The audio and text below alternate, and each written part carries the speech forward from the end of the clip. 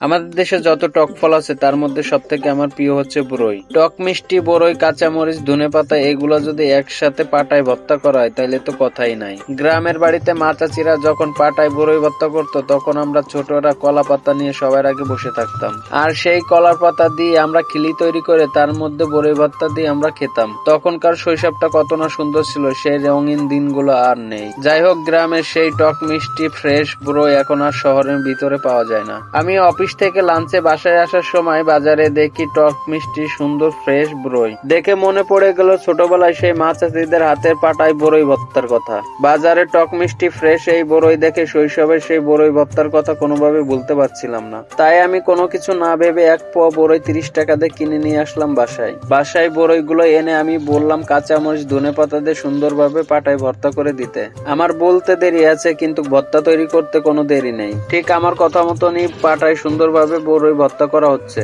যাই হোক, সুন্দরভাবে বরই এবং বরই বিচিগুলো সুন্দরভাবে ছেঁচা হচ্ছে। বরই বিচি যত বরইয়ের সাথে সুন্দরভাবে মিশে যাবে ততই বরই ভর্তা খেতে মজা লাগবে। পাটাতে সুন্দর করে বরই, কাঁচামরিচ, ধনেপাতা এবং লবণ দিয়ে সুন্দরভাবে বাটা হলো। এখন ভর্তাগুলো ছোট্ট একটা বাটিতে নিয়ে ভালোভাবে হাত দিয়ে কচলাতে হবে যাতে ভর্তাটা সুন্দরভাবে মাখানো হয়। ভর্তা মাখানো হয়ে গেলে ফ্রিজে করে আমি হালকা কিছু ভর্তা নিলাম এবং খেয়ে দেখলাম অনেক স্বাদ, যেটা আমি বলে বুঝাতে পারবো না। আসলে এটা শৈশবের স্মৃতি।